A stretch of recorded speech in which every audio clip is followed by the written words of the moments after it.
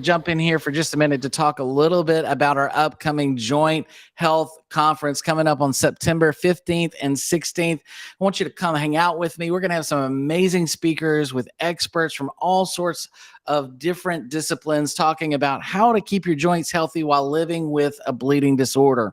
This is such an important topic that I think we really need to discuss a lot more. We're going to be having a lot of live sessions where you're going to get a chance to hear from some expert speakers, but also get some Q&A. Get in there and ask some questions about how you can modify things in your life to improve long-term outcomes for your joint health.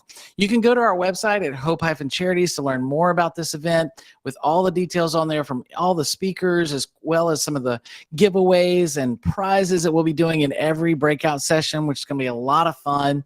But we're going to have some incredible things going on. And today, I've actually invited a good friend of mine, Dr. Mike Zolotnisky, to join me to talk a little bit about his breakout session and some of the things that he's going to be doing. And Dr. Mike, it's great to see you. Thanks so much for joining me here for Joint Health Conference. Good morning, Jonathan. It's great to see everyone. How's everyone doing today? So my name is Dr. Mike Zolotnisky. I am a physical therapist in Old Bridge, New Jersey, also living with severe hemophilia. It was a pleasure to be out at the Hope Conference a few years ago, and I'm excited to start working with the charity once again. We are going to be discussing how exercise can help patients live the ultimate life. So a topic that has not been addressed many times before is what do we actually do when we have an acute injury or an ankle sprain, a knee bleed, or just straining a hip flexor. So our goal for this upcoming seminar is how to address what to actually do when someone gets injured in day 1, 2, and 3, and how to address it for the subsequent weeks to come to prevent target joints. And we'll be actually bringing in one of my patients also living with severe hemophilia to share his experience. So we're super excited. That's so awesome. I'm looking forward to it. And one of the things that I'm really excited about is that you are not just speaking from a place of experience on the professional side, but you've also lived this journey as well, right? So maybe this is the first time people are getting to know you, but tell us a little bit about where you're from and how you're impacted by the bleeding disorder community. Yeah, so I grew up in New York and I moved out to New Jersey.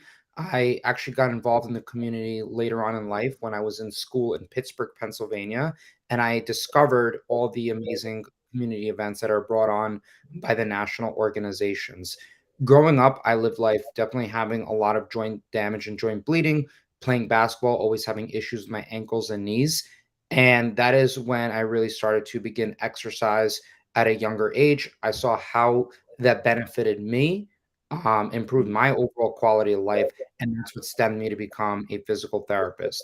And then upon graduating, I really wanted to get more involved with the community, and that led me to start presenting on aquatic physical therapy, kinesiology taping, and now kind of expanding on that and showing individuals what to do, how to exercise, and just give everyone more positive outlook that even with severe joint damage, you still can improve. That's incredible. And just for clarity, you have severe hemophilia yourself, and so you've lived this journey. You know what that's like to go through it. But even as someone who has been a practicing physician with physical therapy specifically, you're treating patients in New Jersey, right? Every day, you're walking this journey with folks and watching how people can improve all kinds of injuries and joint disease. You're even treating some patients that have hemophilia, right? Absolutely. So, going to a lot of these local events, I explain how providing a specific type of exercise regimen and including some of the modalities that we offer in our facility, such as a nice laser machine, an anti-gravity treadmill, which is pretty much walking on the water, and providing the specific exercises to help address range of motion restrictions, scar tissue buildup. So, working with these specific patients, I've helped a few actually avoid hip replacements, knee replacements, ankle fusions, offering regenerative medicine opportunities, and just helping giving the patients their lives back. So working in outpatient, I have the opportunity to see patients multiple times per week as opposed to seeing them once a month or once a year and watch them progress over time. So it'll be really, really awesome to have our patient share his experience treating with our facility for the past 12 months and the outcomes he's attained. That's so awesome. I'm excited to be able to see the whole presentation. I know you're really passionate about this topic, and specifically as how to use physical therapy for addressing this issue of target joints. I think a lot of times with target joints, you find that there's preventative things you could have been doing earlier with exercise to increase healthy blood flow and also getting that inflammation out of the joint, right? That movement actually can help quite a bit. Whereas when you're having pain in a joint or you're, difficulty putting weight on it or something like that, of course, the human response is always to want to get off of it and don't touch it. But if you're treating the hemophilia component, sometimes that movement is actually what promotes healing even faster, right? Exactly. And that is something we're definitely going to touch upon because even in the non-bleeding disorder communities, many times individuals get injured. And, I've had some patients who sprain their knee and they present to me 3 weeks later in a wheelchair because they just don't want to put pressure on the knee. But what that does is just develops a lot of muscle atrophy, range of motion restrictions. And over time, that's going to develop into a negative cascade of just a lot of weakness and scar tissue, loss of mobility. So we will definitely address on why that is not the thing to do in the beginning. We don't want to just completely splint the joint and not put any pressure on it, but we also want to make sure we're not exacerbating the symptoms. So we'll talk about specifics of what to do, when to move, and how to move, how quick, and when to kind of back off. That's excellent.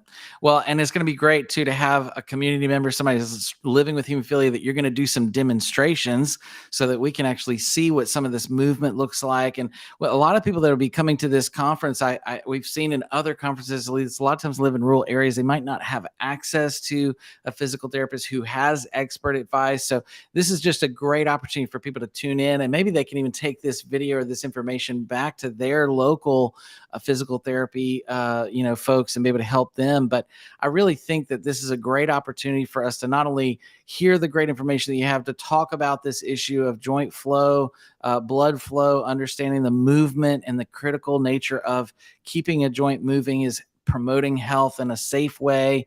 But I think it's also really great that you're going to be demonstrating some of this as well.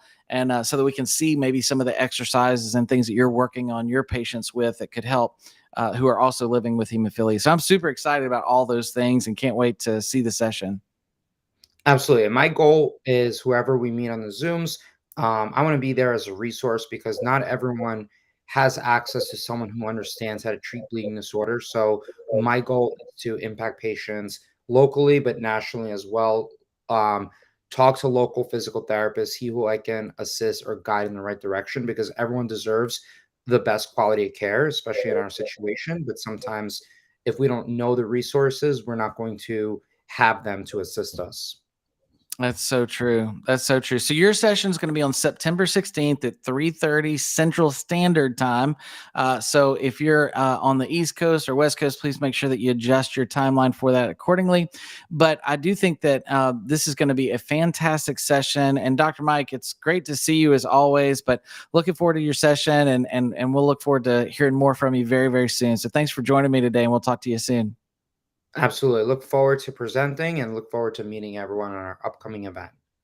Sounds great. Well, that is going to be an exciting time. I cannot wait for that session and so many more coming up for our joint health conference on September 15th and 16th. Like I said, and Dr. Mike said, that session in particular, September 16th at 3:30 p.m. Central Standard Time. Make sure you mark your calendar for that. If you haven't registered yet, you can still go to our website at hope-charities.org. Register right there on the homepage. You'll be able to get right in, and we'll send you all the links that you need to be able to get into each session. It is going to be a fantastic time. If you have any questions for us or even for Dr. Mike that you're just watching this is the first time you've tuned in, you can always email us at events@hope-charities.org.